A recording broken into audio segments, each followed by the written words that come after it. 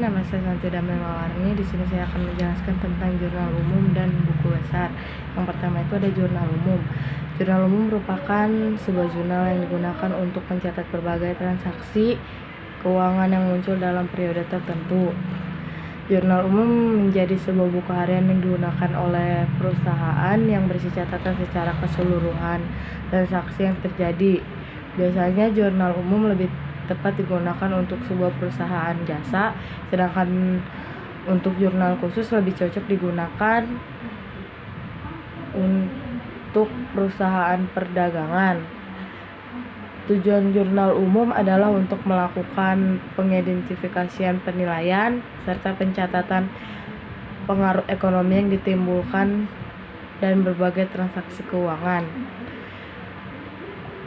Fungsi jurnal umum yaitu pertama fungsi historis dapat digunakan sebagai sebuah catatan yang mencatat secara keseluruhan bukti transaksi keuangan secara berurutan sesuai dengan tanggal terjadinya transaksi. Fungsi mencatat, jurnal umum merupakan media yang digunakan untuk mencatat secara terperinci transaksi keuangan yang terjadi. Seluruh kegiatan transaksi keuangan dicatat secara lengkap.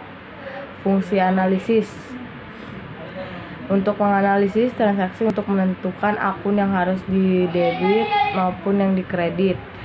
Fungsi instruktif, perintah memposting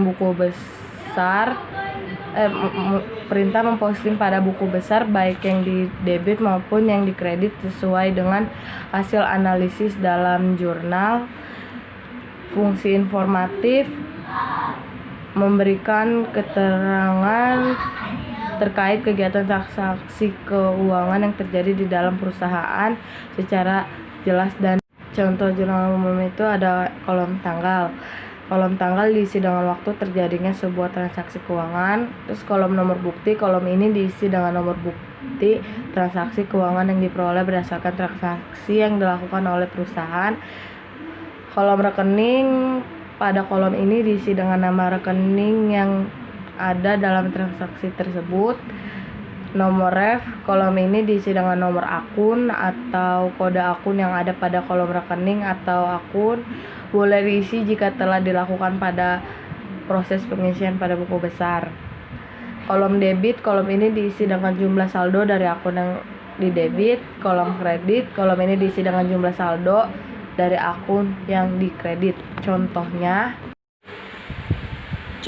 dari jurnal umum seperti ini. Yang kedua itu ada buku besar. Buku besar akuntansi merupakan suatu kumpulan akun-akun yang digunakan untuk meringkas sebuah transaksi yang telah dicatat dalam jurnal. Buku besar juga dapat diartikan sebagai salah satu dari tahapan catatan terakhir dalam akuntansi, book of final entry, yang menampung ringkasan data yang sudah dikelompokkan atau diklasifikasikan yang berasal dari jurnal.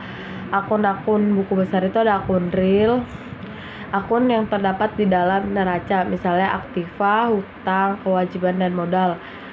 Ada akun nominal, akun yang terdapat pada laporan laba rugi, misalnya akun pendapatan dan beban. Macam-macam buku besar itu ada buku besar umum atau general ledger. Buku besar pembantu, ada dua jenis, buku besar pembantu piutang usaha, buku besar pembantu utang. Yang ketiga ada buku besar kredit atau creditors ledger, buku besar debitur atau debtors ledger. Bentuk-bentuk buku besar itu ada 3. Buku besar berbentuk T, buku besar berbentuk kontro, buku besar berbentuk stafel. Buku besar jenis T ini digunakan untuk keperluan analisis transaksi serta untuk menjelaskan mekanisme penggunaan akun. Buku besar berbentuk kontro ini berbentuk 2 kolom. Buku kontro merupakan bentuk T yang sudah lebih lengkap. Buku besar berbentuk stafel, buku ini memiliki bentuk halaman serta mempunyai lajur saldo. Tujuan buku besar mencatat semua transaksi akuntansi secara akurat dan benar, memposting transaksi-transaksi ke akun yang tepat, menjaga keseimbangan debit dan kredit pada akun. Contoh dari buku besar seperti ini.